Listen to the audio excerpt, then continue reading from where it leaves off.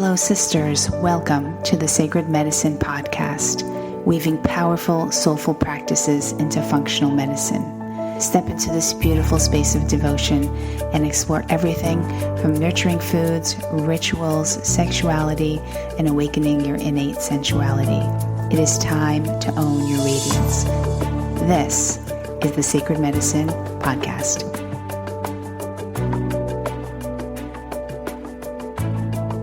Hello and welcome back to another episode of the Sacred Medicine Podcast. I am your host, Margaret Romero. And if you are tuning in for the first time, welcome. And if you are a dedicated listener, thank you so much. If you haven't received my free gift to you, it's called Owning Your Femininity, 4 Steps to Embodying Your Sensual Self. You can go ahead and get that at margaretromero.com/gift. Now this week, I bring you someone super special. Emma Mildon. She is known as the spiritual personal assistant for your soul. She is also the best-selling author of the Soul Searchers Handbook. She has been named by Mind Body Green as the top 10 wellness reads for 2016, and her courses on crystals and dreams and tarot have become one of the most popular downloads on Mind Body Green, which I think is super, super cool. She also writes for the Huffington Post, Wonderlust, and Yoga Anonymous. Oh my gosh, I got my hands on her book, the Soul Searchers Handbook. And can I just tell you that not only is it amazing that as I'm flipping through it, it's like everything that I do almost on a daily basis. And if it's not on a daily basis, these are things and tools and rituals that I have definitely dabbled in. And so if you are on the spiritual path and you practice rituals, you have got to get this handbook. You have got to listen in. Emma is my new soul sister, and I just want to fly and see her in New Zealand so we can just play all day and talk about dreams and crystals and oracle cards. So I had to have her on because I wanted to know who this woman was. The fact that we are and we do similar things. And if I were to ever write a book on the things that I do, there would be so many things that are so similar to what she already has in her handbook. It's so wonderful. It's so eye-opening. And there's just some pretty cool tools in here that I think that if you took the time to just take a look at learning about something, or like numerology, your soul path number, your life path number, what that is and what that means. These are just like really cool little things that help you dig a little deeper into who you really are. And it was just fascinating for me when I finally found out about my life path and my number. And that's when you add up the number in your date of birth. And let's say it comes out to be 27, then you add 2 and 7, and that becomes 9. So your life path number is 9. So, and then there's meanings behind it all. And the book outlines everything. I hope you enjoy this as much as I did. And I hope you come out just kind of like really curious about some really cool things that exist out there. And maybe opening up your spiritual consciousness a little wider to know like how vast it really is out there. So on to the show.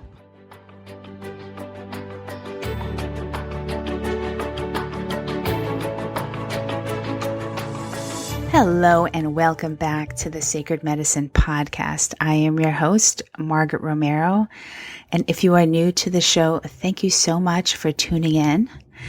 Today, I have a very special guest who is this amazing woman who has so many, oh my God, her interests so resonated with me on so many levels. I knew I had to have her on because I needed to learn more. So thank you, Emma Mildon, for joining the show today. It is so my pleasure. I'm so excited to see what we end up talking today. I feel like something's in the air. So you are the author of the Soul Searchers Handbook. And I came across this book, I don't know, several months ago. And I bought the hard copy. Usually I'm a Kindle kind of person, but I bought the hard copy because I'm like, I need to be able to write in here and like dog tag the pages. So this book, for everyone listening, if you don't know about this book, it is your guide to, it's called The Modern Girl's Guide to New Age World. So there's so many things in here. It's jam-packed with things. Actually, I was so surprised that how much of this I actually not only do today, but that I've tried and dabbled in. So I wanted to take you on the journey today, just so you can see how woo I really am. And also just to kind of have people become a little more familiar and open to what's out there and these like really cool things. Well, I think they're super cool, and obviously you do too. So yeah, so let's see. I was first curious to ask you, it says in your book that you have a father, you're brought up in a family with a father who's Catholic and a mother who is an atheist. Am I right? Correct. Yes. Very interesting. Yin and yang. So how did someone growing up in that household, how did you develop or have, a pull towards using a lot of these new age tools? It's so interesting. I quite often feel like I reflect on my childhood a lot because sometimes I don't know when the woo-woo started. I was adopted, and I think that was a huge catalyst to me feeling differently about where I sit in my family and where I belong in the world. Mm-hmm. I would question things that a lot of people at a young age wouldn't, because I knew that I had a loving mother and father, and they were my mum and dad in every shape of the word. Right. But I was like, but why? But how did this happen? But how did you find me?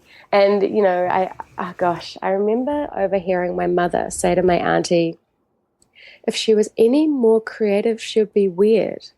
And I remember it really, hurting me. I was a really little kid, and I walked back into my bedroom and I looked around my room and I thought, yeah, fair point. I was probably 6, and I had pictures of orcas and fairies and cupids and candles and crystals and dream catchers and all these things for, the girl next door that's been brought up by very middle class, normal, family that have no interest in spirituality or religion even, really. I guess to them it was pretty weird. And, I think I really started to accept that I was what my family defined as weird, and what I knew probably was just something stemming, sprouting for me. And what I didn't know was actually could be labeled spirituality was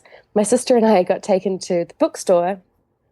I was probably 7 by this stage, and my sister was a teen. And we were both allowed to pick, those magazines that you collect over time, like the dinosaur, and every week you get a different piece of the dinosaur, and, those sorts of things. And she picked the magazine that was all about horses, and she'd get different cards about different breeds of horses. Mm-hmm. And I picked tarot. My mum was like, are you sure you want that magazine? And, I still got them. And so I think for me, when I think back to where my spirituality started, it was definitely always pulsing through me. It was definitely something that always challenged the people around me, to be defined as weird. So early on in the game meant that it was probably inevitable that I would embrace it. And so did you, being in that household of, Catholicism and then atheism, did you have to kind of hide some of the things or not let them know what you were doing, or were they opposed to anything that you were, the tarot cards or anything like that? Yeah, I think they dismissed it for a long time. And in all honesty, my dad still thinks I'm crazy. And my mother started to share my interest when she actually got confronted with terminal illness. She actually started to really explore all the taboo, which you and I wouldn't consider taboo, Margaret, but, people that are just starting to explore spirituality, reincarnation, afterlife, is there a heaven, healing techniques, acupuncture, cupping, Reiki, shamanism. I think when you're faced with your life not being forever, that opens the door to people to really start to question why they're here and how it's all going to go down. And so that was amazing to get to connect with my mother on that level, and for her to really sort of, leave this earth sort of admitting that maybe I wasn't so weird. Because she joined the woo-woo train, which I loved. Oh, wow. Wow. So there's so many different things. You talk about dreams and feng shui, crystals, animal guides, angel cards. I mean, the list goes on. And all of these things I can definitely say check, that I either currently do. Dreams are something that I do every night, every morning when I wake up. Everything. My apartment's feng shuied.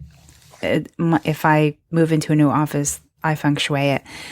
So I would love to know, when you wrote this book, is it because you've dabbled in every single thing and you've tried every single thing, or like what was the reasoning behind the book? It is so interesting, and I think you're really going to resonate with this because at the time when I was traveling the world and trying every type of spiritual faux pas, life hack experience, I didn't realize that I was writing the Soul Searchers Handbook. The Soul Searchers Handbook actually for me was me coming out of the spiritual closet. It was confronting. And do you know what? I have to be so honest with you. Just before the book came out, I rang my editor and I said, this has been fun. But I don't want anyone to read this, and I have a normal job, and there's lots of people that don't know I'm like this, and she had to talk me off like the publishing ledge. and it really was me cementing the fact that this is a range of my beliefs. This is what interests me. This is what I put in my life. This is my lifestyle.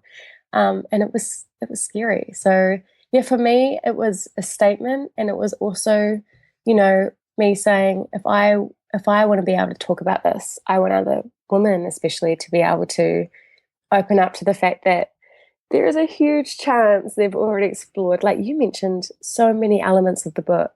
And you know what, I'm so excited to say, and I hope that this empowers other women, because all the fears that I had about spiritually coming out and publishing this book was people would call me a weirdo, or there'd be critics, or people would say, who do you think you are writing this book? I don't know. I human self-talk, I think I just was prepared for negativity, and it never came.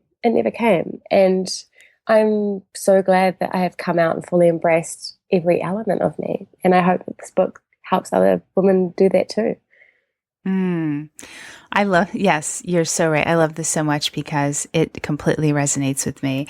And as we were talking before the recording, is that, and for those of you who don't really know the story of why I created the Sacred Medicine podcast, was because there was this whole side of me, this side of me that does moon rituals and burns sage every day almost, that cuts cords, that uses crystals, that it's a daily part of my life. And so this podcast, bringing in that sacredness and kind of showing the world like, okay, I know I'm a nurse practitioner, but there's also a side of me that a lot of you, even some of my friends, don't know how much and how woo I really am. And so, and not to say that that makes me any less of a good practitioner or anything. It's just, it was my personal side and something I kept very private for the same reasons. Like, oh,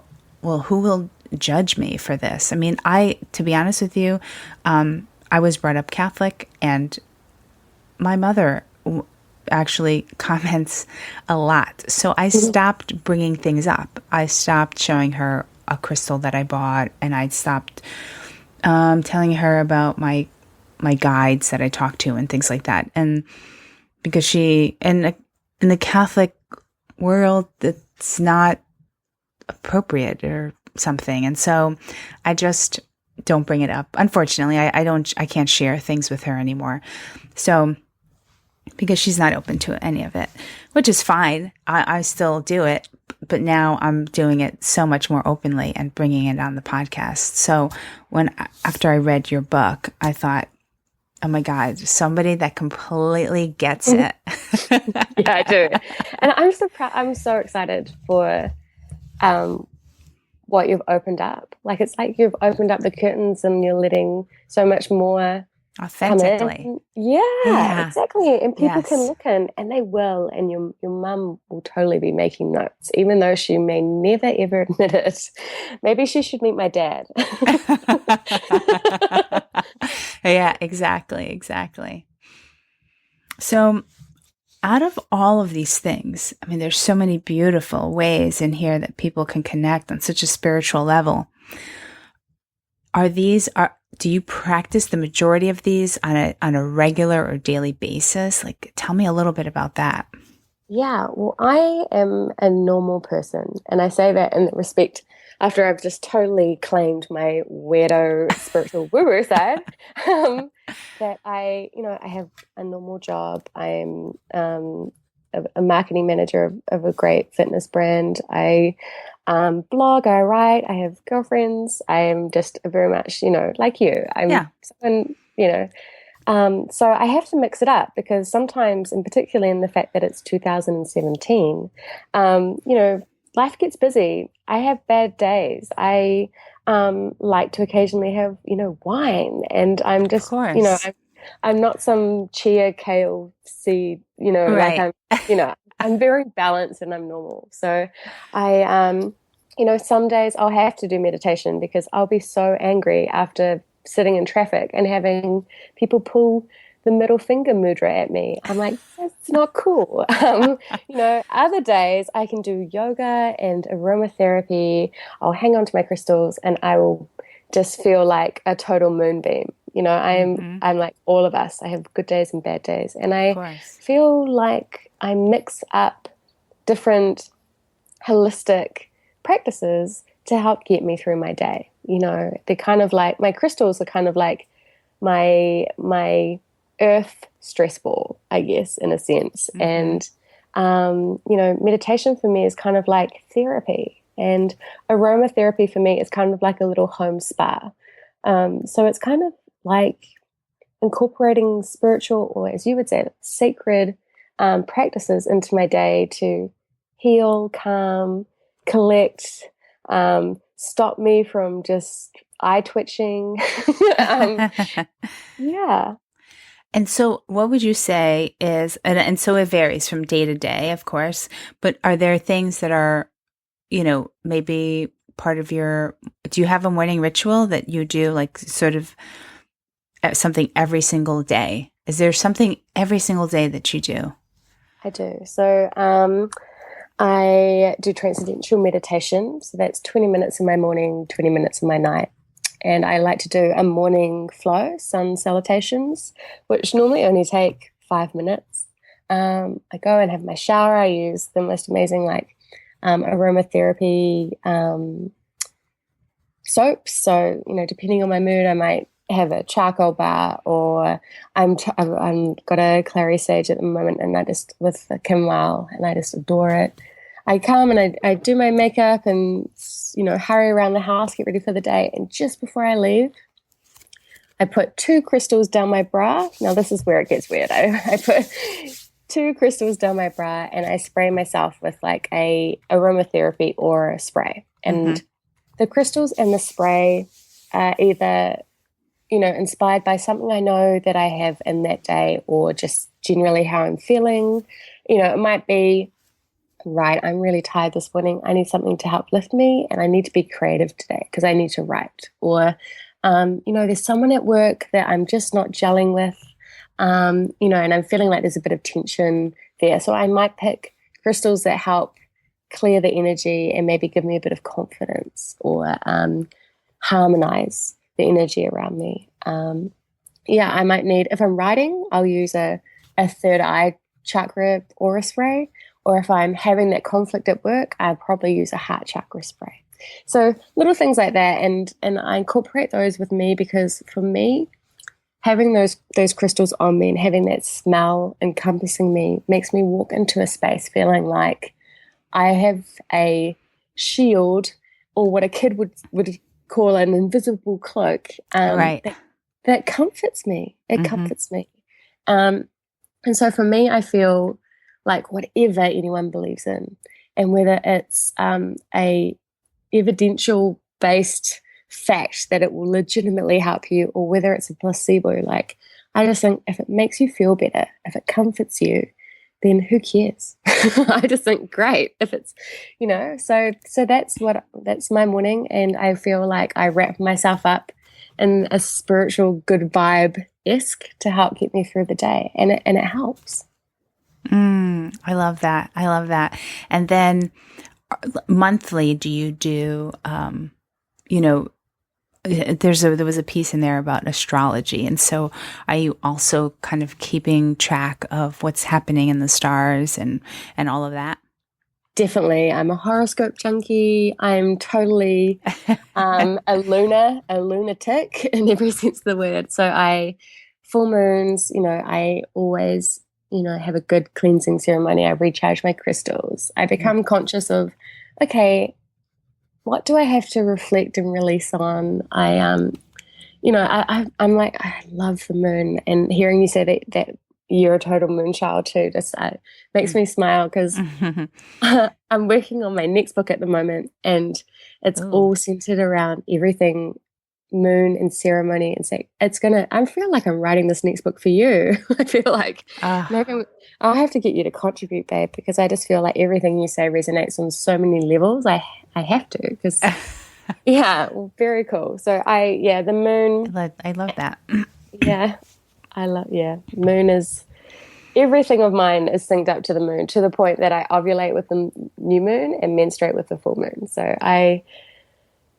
which I could go on to forever. We're going to have another chat. I feel like we could talk for a very long time. I mean, I can definitely, I can spend a week with you and we can share all of our toys. Let's do it. So going back to, let's see what you were talking about, crystals. So for the ladies listening, if they're interested in, tell me a little bit about, because I kind of want to have them get a little dabble of what some of these things mean. Now, one of the things that I really loved is when I found out about my life path number. Oh, numerology. Yeah. So what is your life path number? So I have, I'm a 9 and an 11. So 9 and 11s are very much, and, writing the Soul Searchers Handbook, you won't be surprised to hear that my numbers are all about humanity and sharing wisdom and lifting others up and allowing others to help find their purpose and connection with the world and the wider world and the universe. And, people that share the same numbers that I have, Mother Teresa, Wayne Dyer, Princess Diana. Very cool. Yeah, healers, lovers, but also led by a nurturing lesson. And I think if the people listening, and obviously Margaret, your numerology resonated with you too. Numerology can really help you hone in on the passion that was probably so pure to you when you were younger, but maybe got mixed up as you got told to believe in something or pushed to do a degree or fell into a job. And I just think it can be such a great way to remind you of some of the things you're here to achieve and some of the things that you'll find satisfying for your soul too. I mean, I don't know about you guys, but sometimes I'm like, oh, I just need to satisfy that itch in myself. That's like a soul niggle. That day to day when we're doing our thing and working and around friends and family, sometimes it doesn't. Sometimes you get home and you're just like, I'm just not satisfied with life. Like what else? What else is happening? Right. So I feel like your life path and numerology can really help with that, especially because every year you're in a different year. And that can really help focus your attention in terms of you might be in a year 9, which is all about finishing the chapter. There's 9 years in a numerology cycle. So your year 9 is always about wrapping up loose ties, releasing what you don't need anymore so that the next year, your number 1 year, it's a new beginning. You know how sometimes you feel like you've had many lifetimes in this lifetime? You think, oh my gosh, I was such a different person then.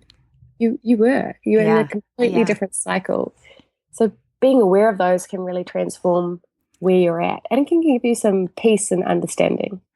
Yeah. And so just for those of you who don't know what that means, so life path is a number. It's in numerology, and you add up your date of birth from the month, the date, and the full year, not just the last 2 digits, but the full year. And that comes out to be a number. Let's say that number is 24. Then you add up 2 plus the 4, and that equals 6. And your life path number would be 6.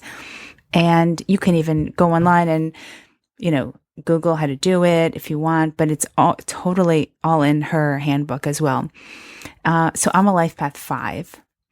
Ooh. And when I learned about that, I thought, oh my God, yes, that is so me. Someone that needs like freedom, loves adventure. That resonated with me. And I can't just do like one thing or one job, or I was never that person to just have like one job for 5 years. I would have died. My soul starts to wither. So I knew that I'm like, oh, okay. Like my behavior is completely acceptable. Totally. Do you know, whenever I talk to number 5s, I always just think they're the most beautiful people. I always picture white, wild horses. I don't know why. Oh, yeah. So wow. you run free, beautiful. And then, I had a question about, so the number, you can also do it with your name. And there's a little chart in your book, and you spell out your name fully, and it gives you numbers. Like an M is a 4, and you add that all up. So I did mine, and it comes out to be an 88. But then you add up 8 plus 8 to make 16, and then add those, and then that becomes a 7? Correct. Oh, okay. Okay. I have to look that up. I don't know what that means, but that was new to me, though I've known about my life path number for some time, and it really, it almost gave me permission, like, oh, you mean my love of travel and just being able to experience so many different things and not being scared of change or moving or traveling alone. That's all sort of, that's a life path 5. And it was it gave me such permission to live in that, almost in that number fully. Do you know what I mean? I love that. And I really urge you to explore the alpha in your name too, because the study comes from hieroglyphics and the hidden meaning behind letters. So, you have repeating A's, for example, in your name, and that comes from the hieroglyphic of the ox, with the tools around the ox's neck so he could pull through the ground. So you're really grounded, but also action.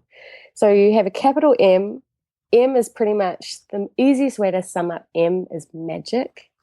everything, people will find you quite lucky in general. Things just work out for you, and you just tend to be surrounded with good luck. And you also rule your life by the mantra of magic, like you very are Miss Miracles. And then with those repeating A's, it means that you can literally create magic, you action magic, you think up something that seems like a miracle to other people, and then you start making it happen. You know, I resonate so much with the letters in your name because Emma obviously has M's and A's. So I think you and I are made of the birds of a feather, maybe. I think. Yes. Oh my God. So that's so cool. So I wanted to just touch on that so people get that. The other thing that I just love too are working with like the chakra system. And that's something that I used to be so into before. And now I'm really, it's kind of coming back in my life. And it's something that I'm definitely thinking about hosting a workshop because I relate it completely to health. And when I feel, and I know I've learned how to like, how to open up chakras, how to balance them. And so I love the chakras. Do you want to just give like a 2-minute spiel on what chakras are? Yeah, sure. So they are basically our energy centers. So sometimes when we say, I don't know why, but I'm just feeling off, or you're just feeling out of whack or out of sorts, it's normally an energy point. So there's 7. And they start at your root chakra and go all the way up to your crown chakra, which is kind of like your root chakra is connected to a lot of things that have happened to you in your early childhood as a baby, essentially. And it's everything grounding and earthing your roots, you know, your family roots. And then we go all the way up through the 7 to the crown, which is your connection to your spirituality, your beliefs, your intuition, you know, which is also connected to your third eye. But every chakra has a different connection to not only energy, but organs and actions. Mm-hmm. So the throat chakra, for example, is obviously connected to our throat, our nasals, our ear, nose, but also our expression, our creativity. You know, are we speaking our truth? So quite often when I'm in a meeting with someone and I feel like maybe they're holding back, or they're not confident enough to tell me what they really want to tell me, or they may be telling a white lie, normally their throat becomes itchy, or they'll cough, or their voice will change. Mm-hmm. That's all because of the energy in the throat chakra.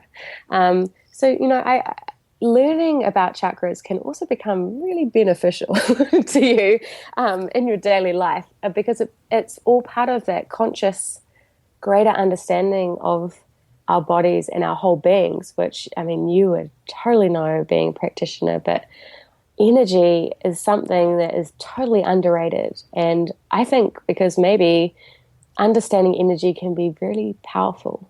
And I think, you know, we're taught about our elbows and our knees and our fingers. We're taught about our organs a little bit. I mean, gosh, not even enough in terms of what we need to eat and illnesses and symptoms. But energy, I think because it's something like love and even spirituality, you can't see it and you can't touch it. So then how can we believe that it's there? Well, we believe that love's there. Everyone talks about love. Spirituality is starting to become a lot more talked about, but energy, it's the same. So I think, chakras are definitely worth exploring. And, you know, if books and all of that are too hard, then go and see a Reiki healer. Go and learn from a group, or even just watch a video online. Totally. Yeah. So I think it's so important. And you also have crystals. I think I saw a chart in here that you link which crystals enhance each chakra. Totally. And you know, the thing that makes it so easy about crystals and chakras is that the colors of the chakras are pretty much synced to the colors of the crystals, which is cool. That keeps it easy So literally, if you're on your phone and you're walking past a crystal store and you think, oh gosh, I am going to do a talk at work, or I'm going to do a speech at a wedding, and okay, I know that that's throat chakra. I know that that's expression. You can Google chakras. It comes up and it shows you all the colors. Throat chakra is blue. Pretty much any blue crystal is going to help you with communication, whether that's with your guides or whether that's with expression. That's the easiest rule of thumb. That's a good little life hack for you to take away. Yeah. I love that. And so that's what you were referring to when you said that depending on the day or what you're going to be doing, the crystals that you put into your bra. Definitely. Right? Yeah. Yep. And for the love, for if there was some conflict and you wanted to bring more love, so those would be red or pink. The rose quartz is what you would use? Yep. Or even, and it's funny because in the Western world, we associate pink with love, right? The heart's always red or pink. In Vedas or Indian, the chakras, green is the heart chakra. So, but what is cool is that they've sort of covered both bases. So pink, rose quartz, or green, emerald, or jade, are both for the heart. So you're covered. Got it. So actually asking you about jade, let's talk about, do you use the jade egg? I do. And this is so funny. I got into a conversation last night with a group of women that I work with. And there were all different scales of, we talked about coming out of the spiritual closet. Well, sexuality is kind of made of the same, magic and mayhem that sexuality is. In terms of some people are really open about it. Some people are really keen to explore, and others are a lot more conservative, and which I can totally respect. Yeah. We're all different. I am very open, obviously, about everything. And so we started having a talk, and one of the girls had a new partner. Another girl had been married forever. And then I'm in a new relationship. And we were joking, and I just said, I'm loving, exploring our spirituality and sexuality. And I'm definitely got him, coming into himself and becoming more confident with him. And the married one, I love her. She said, oh, like how? Like, she was curious, and it was because, I love those conversations. And I said, crystals or vibrators and things like that. And she said, what? And so we got into this conversation, and I said, I'm just going to dive right in here and tell you one of the things I do, because I work in the fitness industry. And she especially is an instructor. So she teaches people weight classes, and she's a very well-toned, defined woman. And I knew that fitness, relating what I was about to tell her to her career, would resonate with her. And I said, I have this crystal egg, and it's actually a rose quartz egg. And it's based back from ancient Chinese practices in terms of them inserting the egg and using it to tighten and tone and essentially train a gym for your female nether regions. And she looked at me like I was kidding. Like, she was waiting for me to laugh. And I said, oh, no. Like, people say that they have abs of steel. I have Kegels of steel. And they all cracked up laughing. But, what I loved about it is a conversation too, where everyone could ask questions. And it's sort of like the questions you'd ask your doctor or practitioner after a few martinis, right? Right, exactly. And so afterwards we were walking back. We finished dinner, and she said, so where would you find a jade egg? And I was like, oh, I can send you information. There's heaps of information online, but they're not for everybody, and there's all different sizes, and there's different reasons or types of eggs that you can explore. But I think the fact that you're open to learning what it might do and how it might heal or help or challenge you or evolve you, and what the sacred or ancient connection to that is, and the purpose and our elders and ancestry, I just and I'm sorry about the pun, but it got me off because I just thought that's so cool, that, spirituality and sexuality are two things that us as females, we need to talk about. We need to share. We need to, our elders used to do that all the time. They used to get together and talk about what was happening for them, what was going down, what they'd learned, their dreams, their experiences. And we as women, when we get together, when we have a glass of wine, comes naturally to us. It's organic. And I feel like we need to be brave enough to talk about the things that we don't really think the people around us would like to know or maybe judge, because I've honestly found every time I open up, and with reason, I'm adaptable. I'm not going to walk into a room of, very conservative types and start preaching about my Jade egg. Again, I'm very normal. But, feeling out people that are curious, and the conversations you end up having, you actually realize that you're more similar than you maybe even think. So yeah, that literally just happened last night. So that's funny. I couldn't agree with you more. I think that there's so much taboo and shame around sensuality and sexuality that is also another topic that I discuss very openly and very freely on this podcast. So we do talk about the Jade egg. We talk about orgasms and sex toys. So I'm also very open with my patients as well. And so I love this conversation. So I wish I could come and actually see you and as a practitioner, you just, wow, I hope your clients realize how lucky they are. You are very special, Margaret. Oh, thank you. God, thank you so much. That was very sweet. Now, your Jade egg. Okay, so let me ask you this. So let me tell you what I did the other day. So I have a Jade egg. It's a rose quartz. Oh, same. And okay. And have you suspended anything from it? Does yours have a hole to put a string in? Do you string yours? Because I don't string mine. I do string mine. I string mine with tooth floss. Okay. Dental floss. Okay. And I haven't suspended yet. I have to admit, I've only really just graduated from the little Japanese shuffle. People have to understand that these are quite heavy. And I went down an egg size, and the smaller the egg, the harder it is to hold it in. Yeah. And so you can imagine the first time you put this, it's a crystal. So it's a smooth, literally egg shape, and you put it in, and you're very conscious of it, literally, of laying an egg, I guess, for better use of a term. And so you have to kind of shuffle, right? You have to sort of keep your, it's funny. And then as you get more confident, you walk. And so the fact that you're ready to lift is I bow. That is incredible. Oh.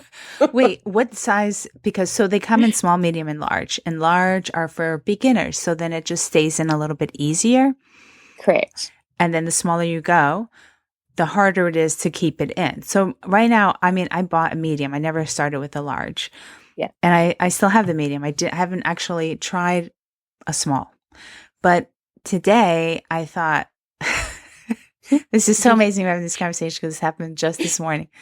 So I don't thread my Jade egg. I just insert it when I feel called, when the egg calls to want to, I don't know, go in. I use the Jade egg, and sometimes I keep it in all day, whatever. To be honest with you, sometimes I walk around, I don't even know that it's in there. So I thought, you know what? I want to start, Kim Anami. Yeah. Yeah. Yeah. She suspends everything from her Jade egg. Wow.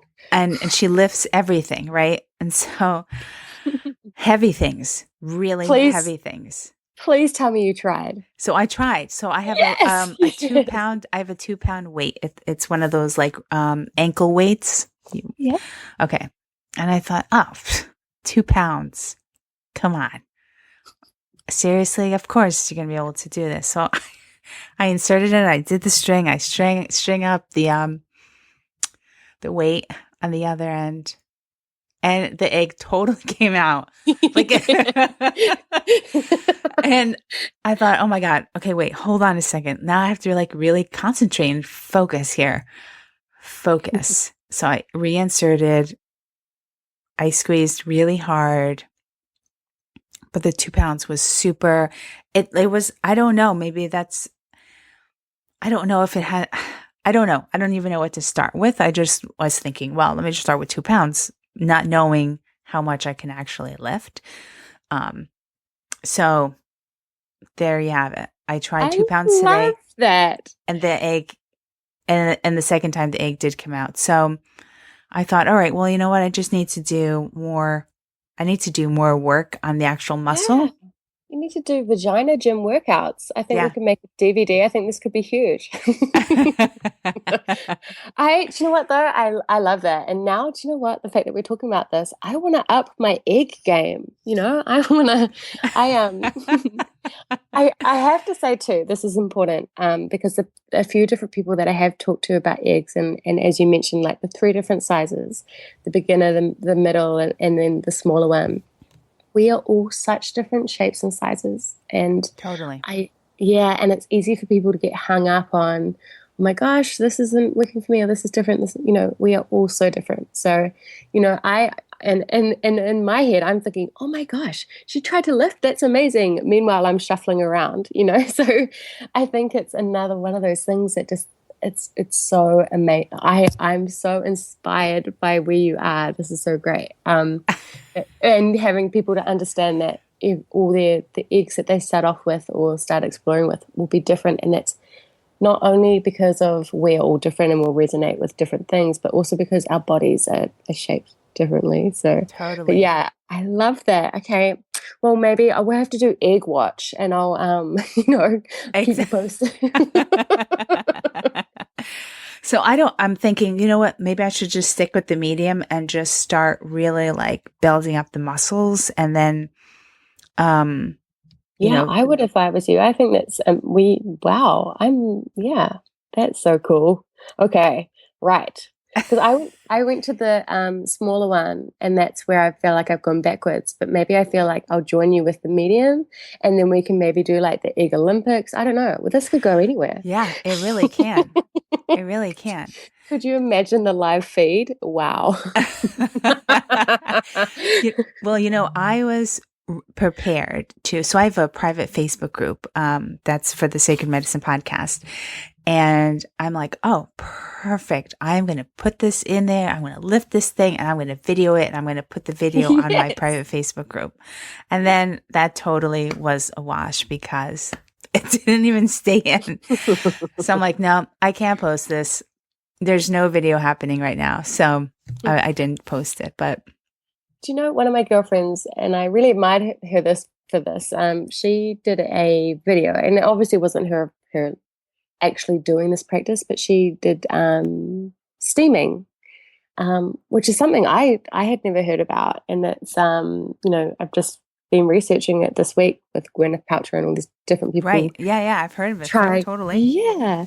And I didn't realize it was such a sacred practice, in particularly like South America. But she literally went through, and she was in like bikini bottoms, went through exactly what you would do, how you would set it up, how you would, position yourself, what was in the steam in terms of sage, or, what you needed, and how it worked. And I loved it because it was on her public Instagram, but, and it worked. It got us all talking. It got us all, and I've gone off and started to research it. But yeah, so good on you for the video. You know what? Everything you're doing in terms of speaking up, teaching, being a practitioner, your podcast, even remotely being brave enough to even think about videoing you doing that is, you are so needed right now. So I tip my hat to you, and I just think this is so cool. I'm going to be tuning into this podcast from now on. I think this is great. Oh, thank you. What you were just saying about, the Jade egg and videoing it, I just, yeah, it's me. It's not just the podcast, but I just want to be able to be really relatable with people. And, there's this facade when you're professional and you're, have a practice, then you have to be really like buttoned up and And I'm so not that. I am this, there's a reason why this podcast says that it's explicit, because it is. Because I want people, especially women, to just relate to me and to say, oh my God, I can talk about anything. And you can, like, I'm open to talking about anything and everything that when it comes to, sex toys, sexuality, orgasms, all of it. So I just love it. And so this is fun for me. This is not, the podcast does not feel like work to me. So thank you for acknowledging that. And yeah, if you listen in, I'd love to know what you think. Okay, let's see. A couple of things. One of the things that I really loved, you were talking about soulmates in here, and about, writing some of the attributes you want for someone. And I wanted to know, at the time that you wrote this, were you with someone? Were you already dating someone? And if you were, or were, I know you're currently dating somebody. How do they come into your life? Like, what are your thoughts around soulmates? I mean, I totally believe in them. I don't believe that there's just one. I think that there's soulmate friends, that there's soulmate family, that there's soulmate lovers. There's just soulmate people that come into your life. And I just wanted your take on that. Oh yeah, I feel like I believe in the same soulmates, more than one, most definitely.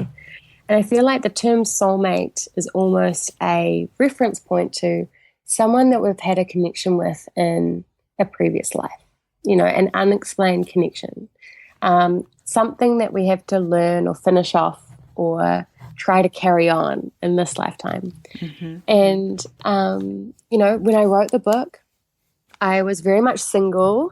I was about to get married. And this is so funny. I got an astrology reading. I was going into my Saturn return. And I basically got confronted with, if you have doubts about anything, you need to address it now, and you know what those things are, and you need to action them. And so I did a runaway bride type of thing. And this was all in the process of writing the book.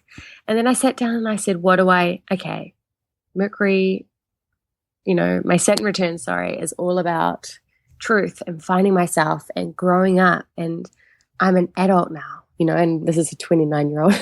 I'm an adult now, and what do I want from a man? I don't want a boy, I want a man, Right. and what does that look like? So I wrote down, and I put it in the book because I thought, well, people might be able to relate. And I remember getting, all the classic token things like, he'll be loyal and romantic and loving and adventurous and all those things. And then right at the end, I thought, yeah, and a bed would be nice. Like, that's not a must, but that's a nice to have, And anyway, I met my partner, and he has, roughage. He sort of looks like a Viking. He's all those elements.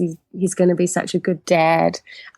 He's adventurous. He's down to earth. He's cultured. He's open to spirituality, but not necessarily spiritual. And that's exactly what I wanted. So I don't know whether it was a matter of me putting it out there or whether it was me just focusing on what I really wanted. But for me to write down that list definitely helped me find him. And yeah, it's weird. It is when you meet that person and you feel like you have that instant connection and that click. It's hard to explain.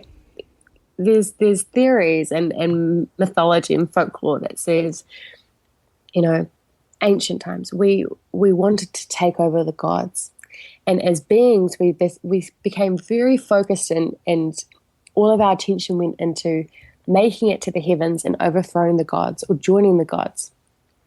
And so as people, we started to create towers and lean upon each other and really hone in our focus on that. And the gods got together and thought, well, this has to stop. What are we going to do to distract them?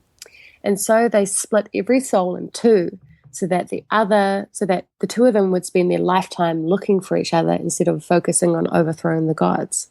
And, I always laugh because whenever I do a reading for someone, whether it's numerology or tarot, oracle, angels, or talking to girlfriends, the number one question, the number one thing we all want to find is our other half. And, I just love that story from mythology because it is so true. We spend, particularly as women, so much of our life looking for love and that connection and that sacred union, through so many levels, just through emotional and spiritual and that sexual, connection that you get to have with any partner, whether they're male, female, or whatever. I have soulmates that are female for sure. Some of my friends, I connect with them on such a different level.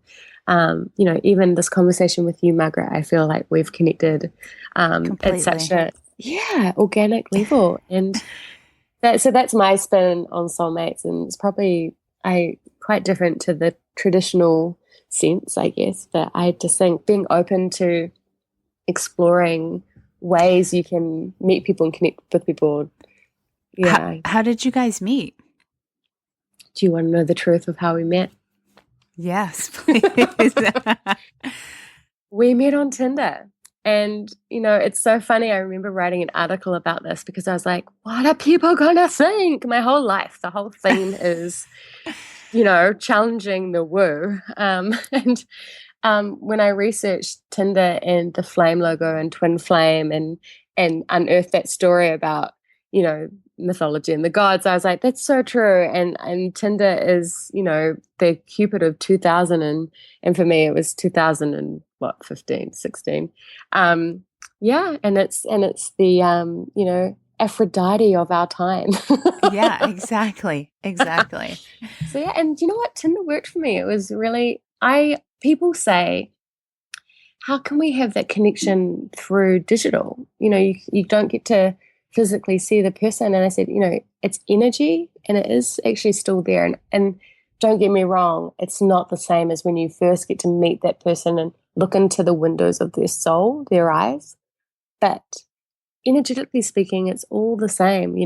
Whether you do, whether you have an angel guide card reading on your app, as a smartphone app, or whether you have the physical cards there, it's still the intention, the connection.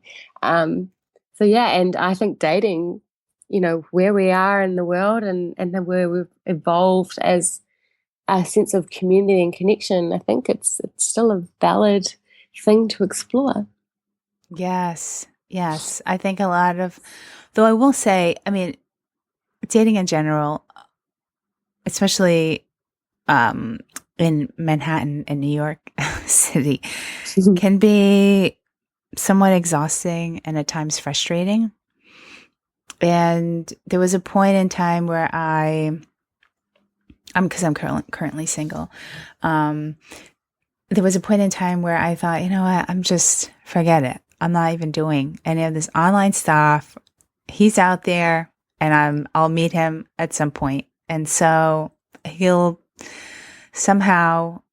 meet. And so there's a part of me that believes that. And then there's a part of me that's like, well, should I just try the online thing again? Or do you know what I mean? I'm always on the edge of like, I don't know.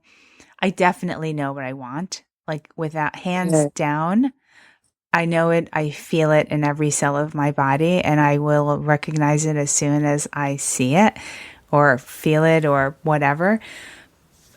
But there's also that thing of like, with online dating does come a little bit of frustration. And so trying to keep it very light is, I think, key, Definitely. And I have to say, because I've heard this about New York, and the rules are very different in New Zealand. People only really date one person at a time. The New Zealand bloke, the man, they're so straightforward and transparent. I feel like maybe, I've got a spare room. You're more than welcome to come stay with us and I'll find you a husband. I may just need to make a trip out there. I think he's at Middle Earth. I think he's at the bottom of the world waiting for you, babe. Oh my gosh. If you feel called, pack up your JTAGs and come. I'll happily host you back. Well, you may hear a knock sooner than later, so be prepared. You're always welcome. I'd love that. Oh, thank you. Actually, what's your sign? I'm so curious. I am an Aries, born in the year of the tiger. And what's your moon and your rising? So I don't have specifics, but I consistently across all of my astrology readings, it's so interesting. The things that they always say is that I'm like, what is it when they always say, like, you're almost on a pilgrimage and you're like a missionary, and the fact that I will always be a traveler, I will always be a writer, and I'll always be spiritually weird, for better use of a word. Mm-hmm. And the thing that I love so much about particularly astrology is how much it can also relate back to like what we're talking about with chakras and organs and our healing. And Aries are ruled by our head. And anything that has ever gone wrong with me, I have terrible ears. And whether that's because I don't like hearing what I don't want to hear, probably. But also I'm totally ruled by my throat chakra, which when you think about what I do, it's very creative, it's very expressive. Aries is totally ruled by that space. I'm a definite fire sign. Interestingly enough, when I look at my partner and I'm fire and he's water, it's very steamy, but also it can get kind of soggy. Yeah. And again, it's kind of like how I explained my morning ritual. Like, it's almost like taking all those little snippets of all of these spiritual practices and sacred rituals and plugging them in to understand not just tools to help me on my day, but also tools to help me in my relationships. Like, I can be better understanding towards my partner, knowing these are his, astrological traits, and this is the organs that he maybe needs to be careful of, and this is how our energies combine and what that might mean. As an Aries, and especially because I'm expressive, it means that I can be so open and so loud and so expressive with my emotion. I have to be really careful with my partner because he's so sensitive. Even though he looks like a big Viking, he's a really soft soul. So it's funny. He's the yin in the relationship, and I'm definitely the yang. But again, we balance each other out. It's that same thing where we found our other half. Union. Yeah. That. Oh, I love that. Balancing point. Thank you for sharing. I'm a Taurus. That's my sun sign. I have. Do you know what's so weird? This weirds me out. My mother was called Margaret, and she was a Taurus, and I had the most intimate relationship with her out of instance. So I totally know what type of energy you must hold, and I just love Tauruses. And again, Taurus, and what I mentioned with your name, with the A's, are all about action and down to earth and work and progress. And wow. See, you're very special, Margaret. I knew that. Right when you were saying that about your mom, the audio cut out for a few seconds. Interesting. Yes. That is really interesting. Yes. Well, we know what that's all about. Okay, so I can't believe that it's already been an hour, and I have 3 quick last questions that I ask everyone. Cool. My first one is, what is at your bedside right now? Oh, I've got an aromatherapy steamer, a crystal, a lamp, and a huge bottle of water. Oh, great. Okay. What is one of your biggest indulgences, guilty pleasures?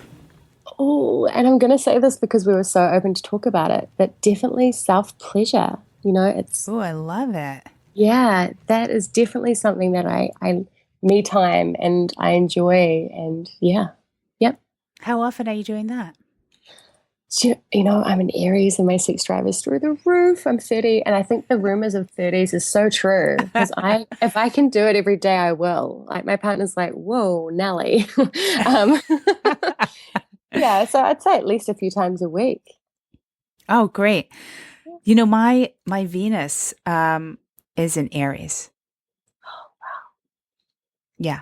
So I get what you're saying. Yeah, that drive. The drive is there. Yeah. I get it.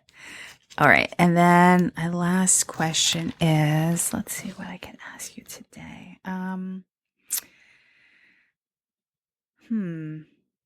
Is there a book that you're reading now? I'm kind of in the middle of about 30. I know, me too. Yeah, I'm terrible like that. I'm not in one relationship. I'm a bit of a slut when it comes to books. I think because I'm working on my next book, Evolution of Goddess, and that's out in August. So I'm trying to encompass as many scripts and as many learnings, both ancient and modern, as I can. So quite often, a new book will pop up, whether it's something by Rebecca Campbell or Gabrielle Bernstein, or I'll see something from forever ago, like Why Women Run with Wolves or Warrior Training. And I have literally stacks of books. Yeah, around the house. Same ones, yeah. Maybe we should just share books. Maybe we really should. So that's where I'm at. And I go on a really organic pull. I grab the book that resonates and I open the page. And that's how that's how I do my research. That's how I connect. That's how I pull what I need from my books. And it works. I can't explain it, but it works. I really, really love that. Is there any last things that you would want my listeners to know? Yeah, one thing I'm really passionate about is that there's no rules. There's no rules. And I think particularly when it comes to anything about your spirituality or your sexuality, is that what works for you, what resonates with you, what sings to your soul are the things that you really need to follow and explore, those breadcrumbs, those spiritual, clues that are laid out for you. And I just think, be conscious of the people that tell you to think a certain way or act a certain way or believe in a certain thing, because there are no rules. Go with what resonates and never stop learning and never stop questioning. I think the sign of a really evolved person are people that can change their mind. And you have every right to change your mind and change your opinion on things. And just be kind and live well. I guess that's the only rules I would say apply to anything. Oh, yeah.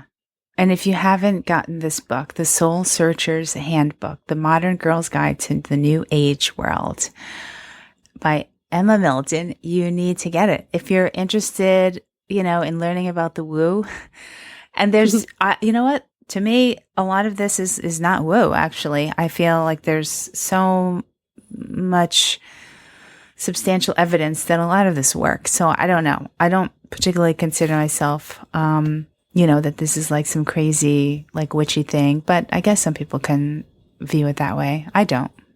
Yeah, I agree with you. I feel like there almost needs to be a new word because, I feel like, and it is kind of degrading for us to call it woo.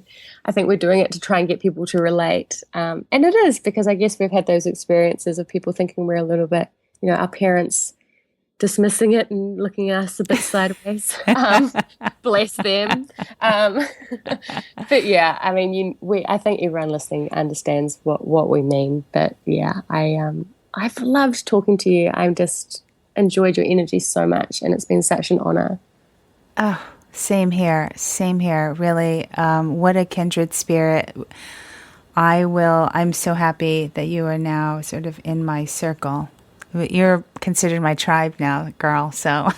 Well, that's an honor, and I am legitimately and genuinely going to be tuning in because I just resonate with you on so many levels. And, I just think you are one brave, gifted, open, loving soul. And, everyone that gets to listen to you is very lucky. So keep it up. Thank you.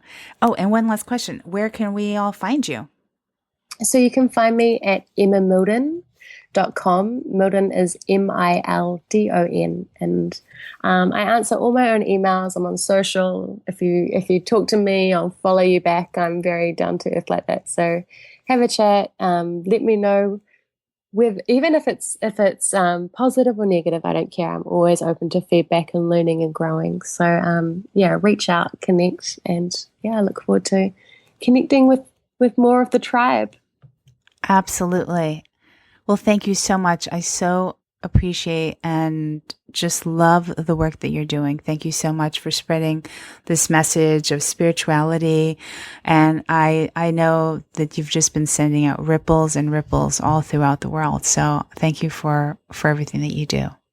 Oh, thank you. Thank you. Right back. Thank you so much for tuning in. Don't you just love her?